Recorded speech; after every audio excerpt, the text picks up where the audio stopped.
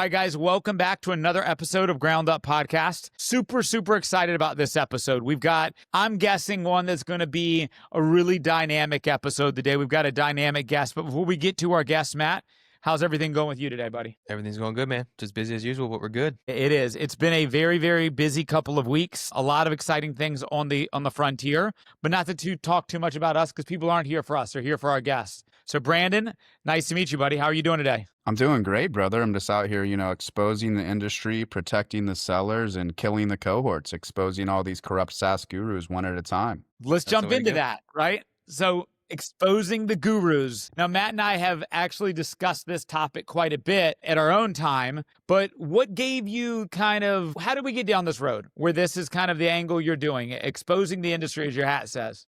Yeah, well, I sold software for the past 11 years, and I've kind of seen how the industry has shifted, and I've kind of seen how the sales coaching industry has evolved. And so back in, I want to say around like 2020, 2021, the sales coaching industry really took off. There was one trainer in particular who made a lot of money and like really kind of built his way into stardom. And I actually joined his program specifically. I was one of his first ever gold coaching clients, and I paid him $12,000. We were really good friends, we kept in touch, and he seemed really cool to me, and, all of that. And fast forward, I ended up closing a really large deal, 13.75 million. And I ended up launching my own coaching business. And that individual actually, who said he had my back and then he was there for me, then he cared about me, actually just started bashing me to my clients the second that I started my business. And so I started to really study all these B2B SaaS sales trainers. And what I actually realized is they run the exact same business model, and it preys on the weak and takes advantage of people. So essentially what they do is they run like Russell Brunson ClickFunnels style tactics, and they, funnel people via Instagram ads and through really mass marketing into these sales calls where they give high pressure sales tactics and lock people into 12-month contracts, and they take them for $10,000, $12,000, $9,000 at a time. They get put into these large, what I call cohorts, which are basically like a large group Zoom training class. So it's infinitely scalable for them, right? They can just funnel people into these classes or these courses, and a lot of people stop showing up for the calls. So I was quietly going about my business, but I kind of started to hear more and more rumblings about people coming to me and saying, hey, this isn't working for me. They took advantage of me. I need true one-on-one coaching, which is what my business does, is I coach people one-on-one. And so, about 3 to 4 weeks ago, I made a post that went viral talking about how I'm a one-man shop. I don't use Instagram ads. I don't use ClickFunnels. And I talked about kind of some of the corruption that I was really seeing in the industry. And my DM started getting flooded with all these different sellers that said, I got taken advantage of. I got ripped off. It didn't work out for me. And as I studied it more, I'm like, they're all the same. They all sound the same. They all talk the same. They all use the same marketing. They're basically clones of each other, and they all support each other at the top. They like each other's posts. They go to each other's events. And there's even some companies that are involved that call them executive advisors. And they're really just taking advantage of people. And I've had multiple clients now get on camera and confess that, hey, I got ripped off. It wasn't what I said it was going to be. And so I launched the Cohort Killer movement to really kill the cohorts and really protect these people from getting preyed on. And it's just gone absolutely viral, post after post. And every single day I find something new that I bring to light. And actually, since just yesterday alone, that one of the top trainers in the world, he actually came out and confessed yesterday that he's moving his business to a one-on-one coaching model, right? This is a guy that was kind of coming after me. So we're making a really big difference, and everybody's talking about it. And all I'm trying to do is just say, hey, stop taking advantage of people, work with them one-on-one, and let's get them real results. Because I know if somebody joins a cohort and they go through their, templated kind of playbook, I'm going to always get way better results than if they sit down with me one-on-one and we do the work together. So Brandon, let's take a couple steps back real quick, because I love your story. I saw the story in my timeline, right? So how I came across you is you started showing up in my time about 3 weeks ago. And then I started seeing a lot of traction happening on your posts. But let's go back a little further. So I had an opportunity to speak with you a little bit. you, prior to taking this business, you were a highly successful software salesperson, right? You were at a high level rate, but you still decided, let me go pay for coaching, and you seeked out an executive coach. Now, when you originally, we can talk about the outcome of that, but when the idea of you going to get coaching, what were you trying to solve for there? And what was your idea to go where you went to get that solution? Yeah, well, I wanted to actually, I was transitioning into a true enterprise sales role where I was going to be selling to Fortune 50 companies. And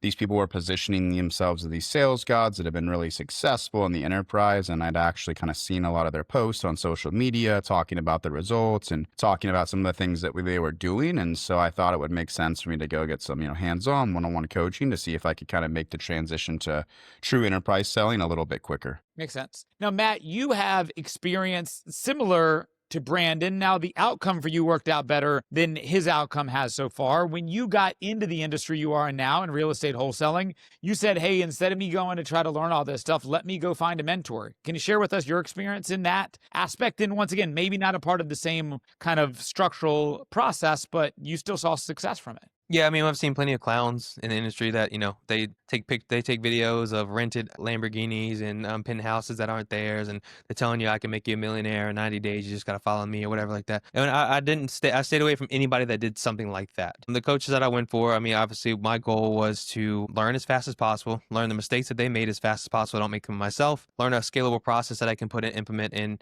and then get the training and help from that, which I did. The mentors that I have a part of, and the amount of money I spent on it, I've more than 10x'd what I ever spent into my business and have been successful for that. Now, I got a question for you though, Brandon, and this isn't me I'm just trying to poke a little hole in a way. Is I see a lot of people who join these mentorships, but maybe these are actual good mentors. You have a lot of people that'll pay money, but then they won't do the things that the mentors say, or they come up with excuses. Oh, my life's so hard. I'm so busy all the time, or whatever excuse in their head when they want to come up with, and then they fail. And the reason they stop it, and then they quit, and then they blame the guru or the mentor, and they say it's their fault. I paid all this money. They scammed me, when really it was just your fault because you didn't do the work that they told you to do. Are you getting a lot of people in the DMs that maybe, is there a percentage wise you think all right, these people are BS, they just didn't do the work, or is it all these people actually have a real story about just the mentor screwing them over? Yeah, so what you just use is actually the exact gaslighting tactic that a lot of these gurus will use. They'll say you didn't work hard enough, you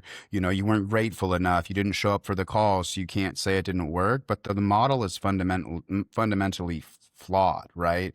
You're stopped showing up to the calls because you're not getting value. It's not tailored and it's not custom to you. But that's the narrative, what you just said. Oh, well, you're not grateful enough. You didn't work hard enough. And then they'll even say we'll give you a refund, but you literally have to do everything actually to a T. So look, I'm sure there's some people that are ultimately getting value out of it. And there even is some people that are coming out and defending these people and saying, hey, I got value. This is amazing.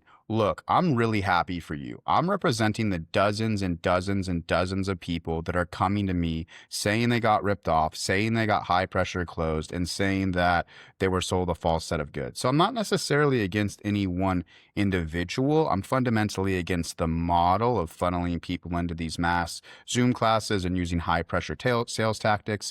And I actually just got off a call with a guy right before this who says there isn't even a way for him to cancel on his credit card, and they said he has to deal with that, and so he has to actually call his credit card company to try and get out of the contract. So these are just a lot of the shiesty things, and then they're presenting themselves like they're really good people, they're super spiritual, they're all about faith and surrender and let go, but behind the scenes you're not seeing who they really are. And that's my biggest problem, right? They're creating their personas that they're these super great people, but they're very nasty and they're very corrupt, in my opinion. Okay. Makes sense. I would say for me, if I look at it from the outside looking in, and I've never seeked outside coaching. I've actually done a lot of coaching myself, but I fundamentally agree with Brandon's perspective, which is the way to get value out of a coach is it needs to be personalized. It needs to be custom to you and what your needs are. I think that the only problem with that, to the point of what you said, which is why these gurus go the route they go, is because it's hard to really scale a customized approach. So then maybe the people that are left behind are those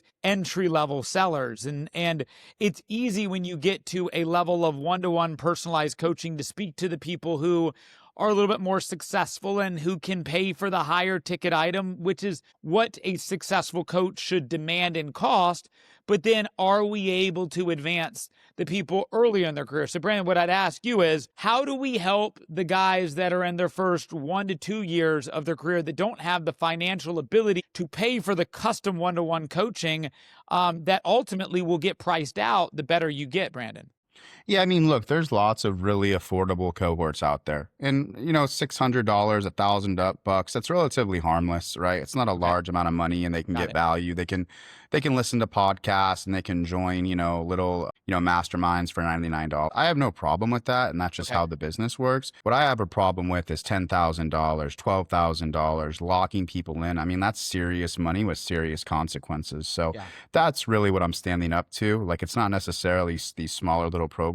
It's a very select few individuals at the top of the B2B sales coaching industry that are preying on people and trying to get as much cash as they possibly can out of them up front. And they're literally coaching them through how to use their credit card, how to pay for it, how to open up a credit card, offering to break it down into monthly payments, right? So a few $100 is relatively harmless, but when you're talking about taking a 23-year-old for $10,000, $12,000 and coaching them through how to set up a credit card, I think that's corruption. Yeah, I mean, look, I would agree with you. I think that there is a fine line in being able to be a business owner, but then doing it the right way. Being a coach, I think there's a value in that. I mean, Matt and I have created a whole business infrastructure around coaching, mentorship, and development. I mean, our whole business model, whether it's here in the company that Matt and I run or at all of the other companies I built in the corporate world, which is I almost exclusively hired people entry level who had little to no experience. I thought that it's far more better for me to instead of hire somebody with a ton of experience and then untrain a bunch of bad habits that have been learned along the way to teach people how to do things the right way from the beginning. And I'm a firm believer in growth from within. Built organizations are going to be the strongest and well equipped to handle all aspects. What is your specialty, Brandon? When you are doing coaching, is there a certain person that just, this is the person that I will be able to help the most? Yeah, I think my specialty is really true enterprise software salespeople, right? So I sold at Salesforce in the enterprise space. I sold at Asana in the enterprise space. And really in this really, really tough recessionary market we were in after the Silicon Valley Bank collapse, I was able to close like a $13.75 million deal at Workday. And really, a lot of the things that I'm teaching today are based around how to sell in this new market.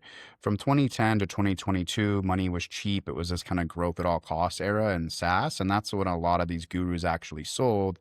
But the market's completely shifted. And so it was once about ROI, and now it's all about profitability and consolidation and cutting costs. So I would say, enterprise software salespeople. I do work with a few consultants that want help, like building out their go-to-market strategy, but primarily those are my clients, and those are who are getting, size results. I just have a guy wrapping up a $5.5 million deal we've been working on since March. I had a 26-year-old come to me, his first ever deal. He closed 1.7 million.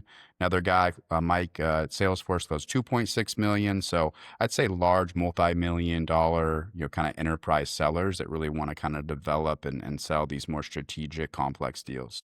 So I want to ask you this, and so obviously the big issue is reaming people for 10 grand plus, right? And that's taking their money like that. And you run a one-on-one coaching business, which you can't scale yourself. I'm gonna guess only to a certain extent, right? And so you have to make sure whoever's gonna take any of your time uses your time wisely, or is not gonna just dick around and not do what they're supposed to do and say, and you just wasted time. So you have to charge a certain amount of money though, because I feel like if you're charging $500, like people can just lose that and just go about their day. So is there like a threshold that you've seen where like, hey, I'm going to make you I have to obviously take for my time what it's worth, but also you have to understand you have to put this money up because you need to be serious about what you're doing and not just waste all the time. Is there like a threshold that you go on as far as what people can For handle? sure. Yeah, usually it's people that, are making, $200,000 to $300,000 a year that can kind of see that clear path to ROI, and I'm very transparent with them, right? Like, I'm not going to work with BDRs anymore or lower entry level salespeople. I did in the beginning and charged them really fair prices.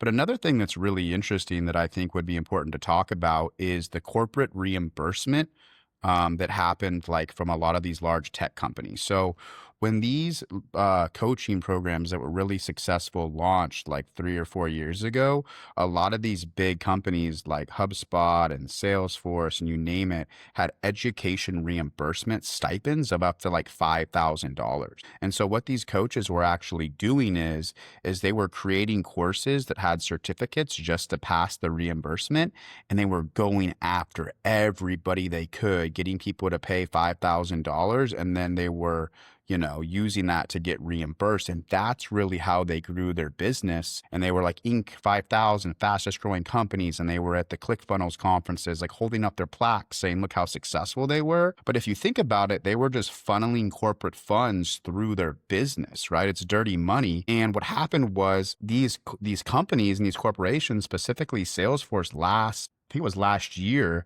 came out and canceled these reimbursement funds. And there's a post on LinkedIn with some of these coaches publicly saying this is going to be a devastating blow to our business, right? So I think absolutely, like tailored one-on-one coaching is obviously going to be an investment in yourself, but it is pretty interesting that they kind of preyed on these corporate reimbursement programs and just funneled millions and millions and millions of dollars through them, to the point where a lot of them got canceled and they're no longer in effect. So it's interesting as you say that. So first of all, I'll add one thing to the audience, and I'll offer this to you. If you have somebody who wants to have coaching from you as a BDR, but you're not able to take them just because your demand's too high right now, Brandon, which is a great thing to have, right? And it's good to be able to know that current ICP in that area where that you can help the most. And as you said that, I think of this guy that pops up on my social media all the time, and I think he gets probably a lot of attention, maybe in ways that you have as well, because he says, I'm a trainer that only works with people who make X amount of money. Like he's a physical personal trainer. And he's like, if you are an executive who makes over 150 grand a year, then I can give you 6-pack in X amount of time. But he specifically creates that caveat, which creates quite a little bit of attention, right? If you got somebody who wants to come and be trained as a BDR, I will tell you, I will offer them they can take my BDR class for free. I've built a BDR class for my employees. I've gone through an extensive training class. I've trained hundreds of BDRs in my time in corporate world. And when I originally created my company, it was originally a sales academy. And I used to charge a small amount of money and then used to offer the ability, once I trained them, to then help them get a job in the corporate world and help them get a start as a BDR. And then I would just charge the companies the money from a staffing perspective for the people that I've trained and developed. But I still have my BDR course. And anybody who wants to take a training on how to BDR, I'll give you access to that for free in our school program. But to me, I would tell you, and I think Brandon, you'll echo this aspect, a training class and a training course and a training program is only as good as the coaching measure behind it. So you need to be able to make sure you know how to then take that to the market. One question I would have for you is, first off, how do you get into enterprise sales? How are you successful at enterprise sales? And what are maybe a couple things you might see in somebody that would tell them they could be exceptional in that, or maybe they should not be focusing on enterprise sales specifically? Yeah, well, I mean, I think there's a natural progression, right? Like usually you'll start off, like you said, Matt, as a BDR, and then you'll become like a SMB seller, right? And you'll kind of learn the basics. You'll then probably go to what they call mid-market. So you'll work with a little bit bigger companies. And then if you're able to excel there, you'll be able to move up into the enterprise. I think for me, I was a lot more capable to be an enterprise salesperson than I realized. Like I had this idea in my head that it was like this big scary thing, like, ooh, selling in the enterprise. But a lot of it's still selling, and a lot of the same principles and fundamentals still do apply. Obviously, the deals are much more complex. There's a lot more stakeholders to manage. The sales cycles are longer. You have to really have an executive presence. You have to sell the business value, things like that.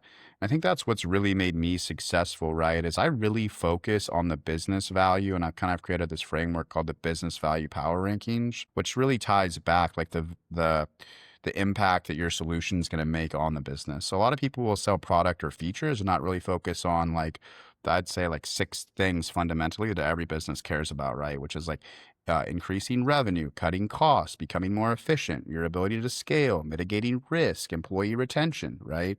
So if you look at any kind of deal fundamentally, it's all going to be tied back to that. And that's really my philosophy. And that's what I teach is I say, hey, work with your customers to really understand the goals that they're trying to hit, the biggest problems in their business, and then sell those outcomes. And then your product is just like a means to get there. So that's kind of the progression of, how it works to get into enterprise. And I think that's why I've been really successful successful, specifically as the market has shifted, right? Because candidly, like anybody could really be successful from 2010 to 2022. It was really easy. People were printing cash, interest rates were zero.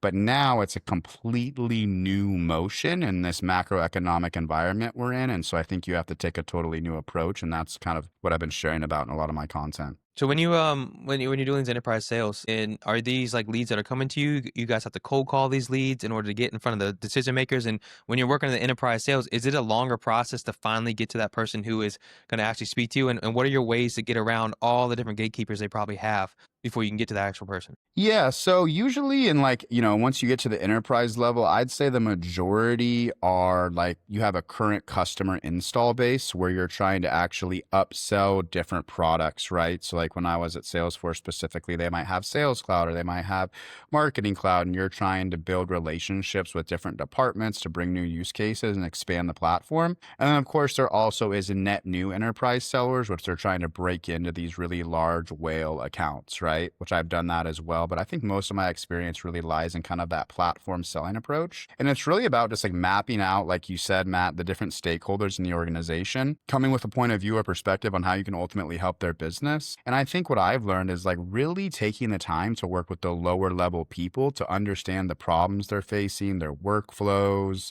kind of understand the politics of the organization, who's a supporter, who's a detractor, and then really kind of using that data to inform your strategy about how to go about the account. And that's kind of my philosophy too with the one-on-one coaching, right? Like every product is different. Every salesperson is different. Everything's going to be unique. And so how do we create a custom approach based on the product, based on what you're selling, based on your account list that's ultimately going to get success? And I think that's why the cohort model has failed, even if their intentions were great, because, it's like somebody watching an episodes of Grey's Anatomy on TV and like thinking they could be a doctor, right? It's like, it's not going to ultimately work like that. And so that's kind of the approach that I take there. Okay, so you don't discount any of the people below. You're talking to them and getting to know them, and not just like trying to push past them to get to the higher level people. You're like, all right, let's talk about what issues you're having and see how I can help you. And if I can show how I can help you, I can bring that up to the higher levels and talk about the process I went through. That's great. Yeah. So my philosophy is a little unique, right? Like a lot of people in enterprise sales will say, like, read through the 10Ks and read all the publicly available information. And I think that's great and you should use that. But I'd rather get my, hands dirty and roll up my sleeves and talk to people inside the organization about the problems they're facing and what's happening and the rumblings, because that intel is always going to be better than anything that's publicly available. And then what I've actually found is in the enterprise space, like a lot of the VPs or directors and C-levels for sure, they actually don't know the problems in the business at these more lower levels. Like they just don't even know that they exist. And that's really the massive unlock that I've found is you work with these people on the lower level, you get to know them, you understand what they're focused on, and then you teach an executive something about their business that they didn't know or that they weren't aware of, and you provide a proactive solution to that.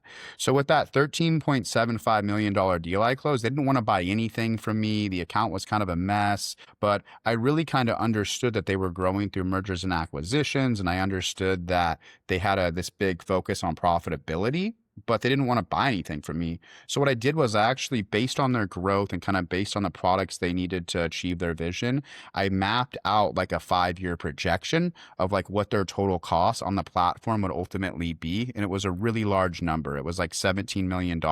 So I did all of that. I went back to the VP of Digital Enterprise Transformation, who had a direct line to the CFO. And I'm like, hey man, I know you guys said you don't want to buy anything, but just looking at your 5-year projected costs, it's going to be like $17 million, right?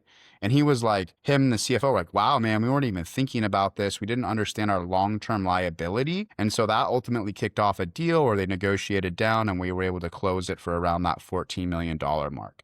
So I think that's another thing, right? People say if there's no pain, there's no deal. I think that's pretty rookie. Like sometimes you have to be willing to expose an idea that they weren't thinking about or show them a problem that they didn't have to be able to create a narrative that's ultimately going to get a deal done. That's real selling. Anybody can, take a call, they have a specific pain point and they can solve for it. But what if they're good to go? What if they don't need anything? What if they say, hey, Brandon, go away? Then what are you going to do? And I think that's really my philosophy and how things have ultimately shifted and how I'm kind of coaching my clients to think about these accounts. Man, you're music to my ears as you talk about this, Brandon, because I've said that for years. Now I haven't been probably as much in the enterprise side. A lot of my selling has been on the automotive side, which they're little organizations, but run similarly in regards to the different levels they have. And, I used to always tell my guys, like, hey, if you went to the owner and you talked to the owner about the issues with the CRM that they might be dealing with, do you think the owner of the company that we work for even understands the daily plight of using the CRM? No. But you got to go to the operators of the CRM. You got to go to the department heads. What are the issues you're coming across with the CRM that can be solved? And if you can then go sell that department head to go to their boss, and then that gets you a meeting with their boss, and you can sell their boss on their individual meetings. If you can sell every stakeholder in the decision-making process, it gets you to the person. If you're only willing to go to the owner or the C-level executive suite, first off, it's going to be harder to get in front of them unless you have stakeholders inside the business talking about you and your product underneath you. So in my opinion, I've always looked at salespeople and said, if you're that guy that wants an appointment only with the decision maker, you're a weak seller. For me as a seller, you get me a warm body, I'll create a need, I'll sell that need, and if that means I've got to then sell up in the ladder, I'm fine and comfortable doing that. And it sounds, Brandon, that's exactly what you teach and what you show is find and uncover a need in every level of the game, and you might have 20 champions below that actual decision maker, but when the more of those you have that are talking about what you're selling, the chances of you getting in front of that decision maker is great. Plus you have champions who are the users of the problem saying, this is going to help solve my problem, right? Yeah, spot on. You couldn't have said it better. And then I think the other thing you have to understand, right, is that at every level of the organization, you have to sell to them differently. So maybe there's like a manager that's like using the software and they don't really candidly care about like the company increasing revenue. They might say they do. They care about getting the best tool and the easiest tool that's going to make their life easier so they can save a couple hours a day so they can go to their kid's soccer practice, right? So if you come in selling to them like revenue and all this, they're like, oh, that's cool. But like, how are you going to make my life easier? And how does the UI work? And then maybe you go up one level, right? And that next person cares about how do they manage their people better and how do you make their life easier. But then the executives are going to care about the things like revenue and like cutting costs. And so you have to sell each individual because still you have to sell them on using the software, but you also have to ultimately sell the business outcomes. I'm actually working with a marketing cloud rep right now at Salesforce, right? And he was stuck with he was not low level, but a director of analytics. And they were really selling like how to use these dashboards and how, having a really great dashboard built out is going to help him and it's going to give him more visibility. And he felt really good about the deal. But he went to the director of marketing and they're like, we don't need that, right? So what I coached him on is I was like, hey, well, does the director of marketing know that like, you're going to be able to lower their customer acquisition costs? Do they know that you're going to be able to help them convert, 20% more of your leads? Do you know what the value of a customer is to the business, right? So the analytics guy cares about pretty dashboards. The director of marketing cares about those business outcomes. So how can we work with the lower level person to still sell him on the UI, but collect that data that's going to drive an impact? We can go to the director of marketing and be like, hey, you're telling me you don't care about this, but we just found a way that's going to help your organization, unlock an additional $300,000, $400,000 a year by converting 5% more of these leads, and they're each worth $100,000. Like, don't you really think that we should have a chat? And then that business value informs the whole entire sales process. Because if you're able to understand the value in the actual discovery call, then when you go to the demo, you can say, hey, remember how we talked about we're going to help you lower your customer acquisition costs? This feature specifically solves for that problem. Hey, remember how we talked about how we're going to help you increase revenue?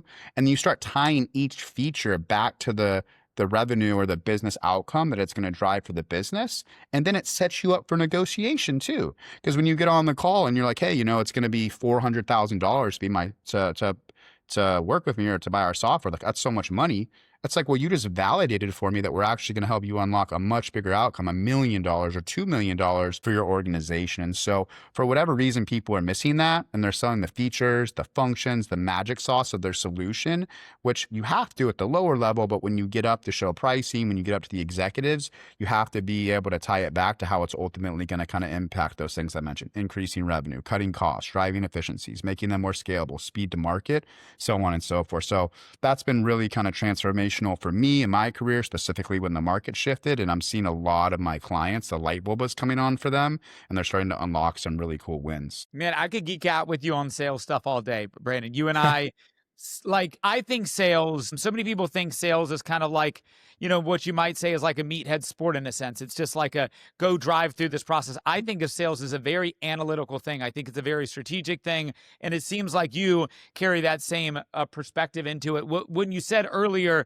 I think your job as a salesperson, first off, too often people actually are presenters and they're not sellers. And I think selling is being able to convince a customer of a problem that they might not even have considered, they might not even have thought of. You have to get them to look at that perspective outside of the box in which they're looking at it, because inside of the box, they've already come to the conclusion of what they need or they don't need. Where you find an opportunity to persuade somebody to do something they're not already considering doing is when you can get them to look at that box differently, when you can get them to realize that box is actually an octagon and they need to solve that problem differently than they've looked at. Now, there are people that are great at presenting, and presenters are people that are typically offering a product to somebody who's in the market and who's looking for a change and has already identified their problem. Now you're providing those features, the solutions to that. But in my opinion, Brandon, I'd love to see if you agree, the best sellers in the world are not the best closers. To me, I think a closer is probably the weaker sellers are the people who think they're the strongest closers, think they're the weakest sellers. I think the best sellers in the world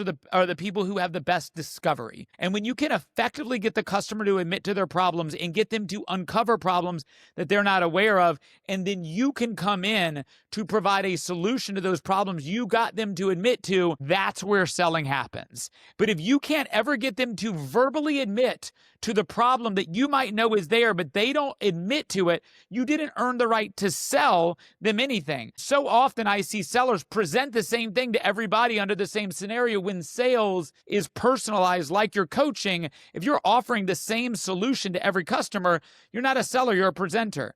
And there's a world for that, but you're not a seller. What do you think? So you said a lot there. It's kind of like a gambling addict, right? If they don't admit that they're betting on too many football games, then they're never going to be able to get help, right? So like the first thing that you have to do is get them to realize, hey man, like you're losing a lot of money. Like you should probably stop, betting on the Dallas Cowboys because they always lose. Don't right? bet on them to win, but bet on them to lose. Don't bet on the Cowboys. Yeah, exactly. And then I think the other thing that you said is like in discovery, and that's kind of what I just said, right? It all starts with, if you can get this one thing out of discovery, quantifiable business impact. Like I just said, if you can understand the problem that they have and how the impact in a quantified form or even an idea of what it might be in that initial discovery, you can tie that back to the features of the products that you show in the demo. And then you can use that business value to ultimately defend your pricing and inform the whole process. So I couldn't agree more, right? Like first they have to admit there's a problem. And if they're not going to, you have to show them a problem that they didn't know they had, just like kind of the gambling analogy. And then you have to really be able to show in numbers how solving that is ultimately going to impact their business. And I think if you can get those things earlier on in the sales process, the better. I see a lot of sellers, they do discovery, they do the demo, and they literally send like an Excel sheet to their customers. And they're like, fill this out so we can figure out like how to sell you and, justify the investment to build their business case. And that's fine. That can be helpful. But if you don't know that yourself, and if you're not able to, if the CFO called you and was like, I don't care anything about your product, like tell me how you're going to help me grow my business or cut costs or really what the impact is going to be, like you're probably not going to close that deal. So I have my sellers and my clients go deal by deal and I say, hey, what's the business value impact that they're going to get from this? When you look at this deal, if you were the CEO and I called you, right now and said, how is this going to help my business? What would you say? And a lot of times the answer is like, oh, we're going to be able to pull this data in, or we're going to be able to, automate these things, or we're going to be able to, do something, but it's not like, oh, we're going to help you cut costs by, eliminating 3 or 4 antiquated systems, or, oh, we're going to help you see a 20% revenue increase because we're going to be able to convert, these leads at a 10% higher rate, and each one of your customers is worth $100,000 to you. So I completely agree with that, Matt. And I think that's kind of like fundamentally where it starts, is in that first discovery call. Because like you said, the deal closes itself if you're able to solve that really big problem. Like I gave you the example, like, hey, you're going to spend 17 million, Mr. CFO. I'm going to make it so you spend 14 million. Do you want to spend $3 million? I don't have to hard close you on that. That's a no-brainer answer. Absolutely. Yeah, like I said, I could geek out with you on sales stuff but I think that our audience, as much as they can get out of sales, the biggest thing they should learn is don't bet on the Cowboys to win. We all can agree Yeah. that's number one thing. Now, where I think it's also good for our audience, because we do have a lot of entrepreneurs, we do have a lot of business leaders who pay attention to our content. Brandon, right now you've got a lot of attention. Right now you've garnered a lot of attention. Let's just say you're a business celebrity right now, and there's a part where you turn that 5 minutes of fame into actual real business. Right now, a lot of attention's coming your way. How do you turn the attention, the heat that is coming your way into a long-term sustainable model? One conversation at a time. I think people are so hard for them to wrap their head around the fact that model isn't like infinitely scalable. They just can't comprehend it. They're like, how is it going to scale? It's like, look, I don't need to build a multi-million-dollar coaching enterprise to hold up a plaque at a conference. Like, I just want to make a really good living, be able to, support myself, go on vacation, buy nice things, invest.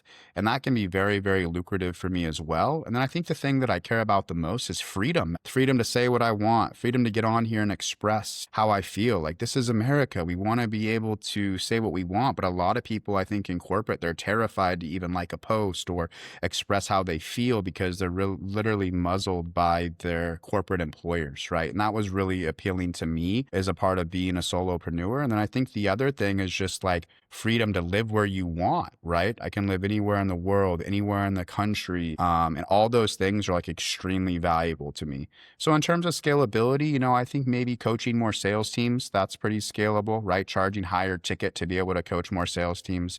I'm getting more and more VPs and CEOs that want to work with me, right? So there may be some higher tickets there. Those people are willing to invest a little bit more. But I mean, I think if I just follow this model that I'm on right now, I see a pretty clear path to where I can make $1 million a year. And look, if I'm making $1 million a year, then that's good enough for me. Yeah. And I asked that not to say, how do you scale it? I just asked that to say, how do you keep the momentum going, right? Because eventually the cohort killer approach, I assume the attention on that will die down. I mean, you've got a lot of attention on you right now. But I do think, and you and I talked about this in our last conversation, I do think it's been an absolutely gift for you. Because what we talked about was you've got something that you're running towards, you're running against, you're trying to show people the right way to do this, but you're also running against a bad model. And I think back to a book I read a couple years ago, and look, guys, I don't read books, but I did read this book, and it's Choose Your Enemies Wisely. And I then reflected back in my career and knew that almost every major advance I'd made in my career, every major milestone I had, is when I had somebody I was trying to prove wrong. When somebody told me, you can't do this, you're not good enough, you're not smart enough. Even Matt told me I'm not tall enough to do certain things. When somebody tells me you're not able to, I love to be able to say, watch and let me show you. I think there's a lot of that in you, Brandon. Do you agree? Yeah, they want me to be silent. People are saying, it's enough now. You can go away.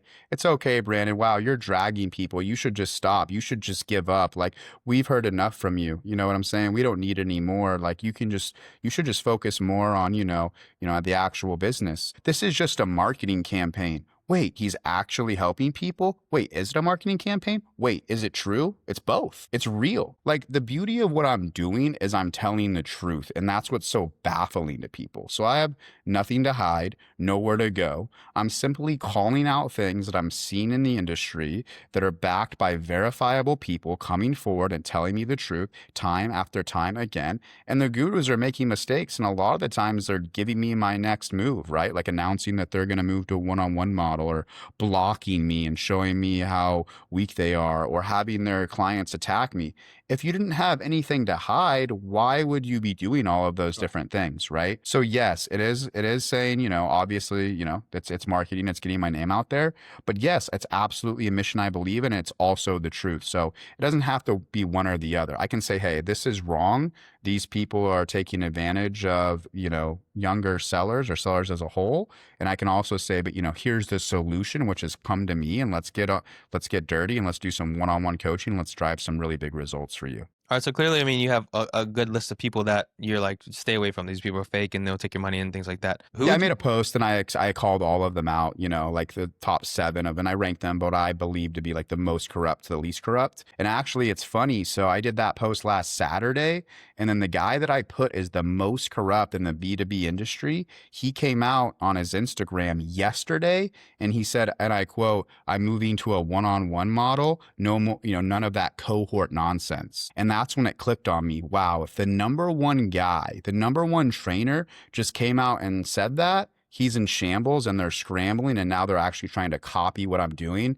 And that's the best validation there is, right? It's like Brandon, imitation is the highest form of flattery. There's a world in 6 months that guy reaches out to you and thanks you. There's a world where that is. Now, if he does, do you accept, do you put an olive branch out and say that you helped him show the right way and you helped do that? Is there an olive branch to be created there? Yeah, all he has to do is just issue a public apology and cancel his cohort class, and I'm more than happy to do that. All right, cool. Well, where I was going with that is, I mean, obviously you have your list of terrible people. Who would you recommend in the industry to go to Other and than get you. help with, other than you? Yeah, there's a lot of different coaches. I think it just depends on what you're trying to accomplish. And I think every coach has their like own unique spin on ultimately like how they do things. So if people are in the market for a one-on-one coach and they don't want to work with me, that's totally okay. Just reach out and I'm happy to kind of refer you to whoever, I think would be best. But I don't like off the top of my head have like a list of people. I think I'd have to really understand what they were trying to accomplish, what segment they were in.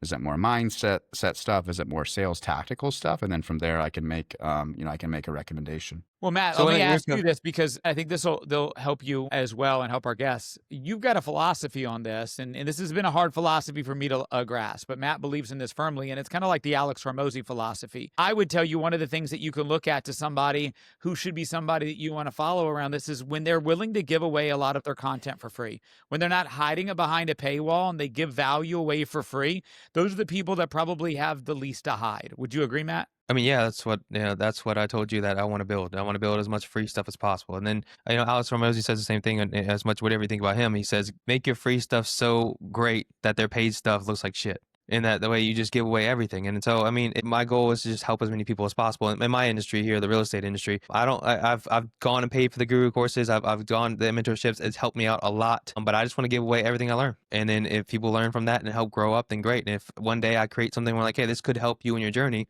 here's the CRM that I came up with, whatever it is. And if you want to help me out and buy from this, sure. But that's my goal in the long run is to just obviously help as much as possible. And I think, Brandon, you have that idea in you, and you said controversy sells. And so you're like, all right, well, let me obviously call these people out because they need to create a positive results in your life. But your overall aspect, and I think your mindset on this is, I need to help people that have reached out to me that have been screwed. I need to help so more people can get screwed. And in return, it's helping you out at the same time. Would you say that's the case? Percent. And I give and I take conversations all the time with people that can't afford it and hop on a call with them and offer my opinions as well, right? So I think you have to continue to give back and pour back. I mean, so many people in my life have poured into me endlessly, right? And I think that's what you have to do. I'm sure you guys have both had a lot of people that helped you get to where you're at. And it's almost like your obligation and duty to reach your hand down and pick some people that you can help. And mine is like, I'm really claiming the next generation of sellers. I'm saying, hey, like our generation of sellers has kind of been stuck above the generation above us. Like they've been locked into the VP roles. They've made a lot of money. They were able to get, a lot cheaper houses than we have access to right now. And it's a lot more difficult than it's ever been for us. So I'm encouraging a lot of my clients to do the things that their parents did, right? Like buy your first home or like start a family or like start your own business. And if you're in a job that you don't like and they're taking advantage of you or you feel unhappy, like it's okay to leave. And I think my generation of people is really scared to do that just with the way things have happened with all the different events. And so I'm really trying to encourage them and say, hey, like you're the leader now, like you're the next generation of greatness. Let's rise up together and like let's build each other up. And that's really my message to these people. Love it. So for me, and I'll wrap it up here because I know we all have a hard out here at the top of the hour, but Brandon, and we kind of talked about this in the last conversation we had. I'm excited to watch you. I'm excited to pay attention. I'm hoping that there's a sense of community that you and I can share. We have a similar background. I've got a few years of experience on you, but I think that you're an incredibly dynamic guy, and I think you're going to do a lot of impressive things. I was giving you advice, unsolicited advice that you didn't ask me. My advice would give you is try to find people you can run this race with and run next to. It's great to have people that you're looking at as what you don't want to be, but it's even more important for you, and especially as a solopreneur, to find people you can run the race with. So it's not going to be everybody, but there are good people out there. There's great people to align you with. And one thing I wish somebody would have told me earlier in my career, which is the most important thing for me to establish in my professional career, was my professional network and the people I surrounded myself with, the people who were willing to tell me you're acting like a dummy, the people who were telling you keep running that race and that have your best interests at heart. Hopefully I'm able to be a part of that with you, and hopefully we can, do this thing together. I know Matt will be willing to do that. I'll be willing to do it, but I'm rooting for you in this process. I think it's coming from a great place, and I think it's going to only help the industry in whole. Any final words from you? Yeah, I agree. I'd say, just as I'm facing violent opposition, but I'm also facing I'm also getting a ton of support with people like you, Matt, that are coming out and saying, hey man, don't let them get to you. What you are doing is the right thing. And those people don't publicly support, but they come to you privately and in the DMs. And that really, really helps. And I have kind of formed alliances with a lot of them and gotten that support network. So thank you guys so much for having me on. It really means a lot. And, looking forward to staying in touch. Absolutely, Awesome, man. buddy. All How right, do people so get a hold of you?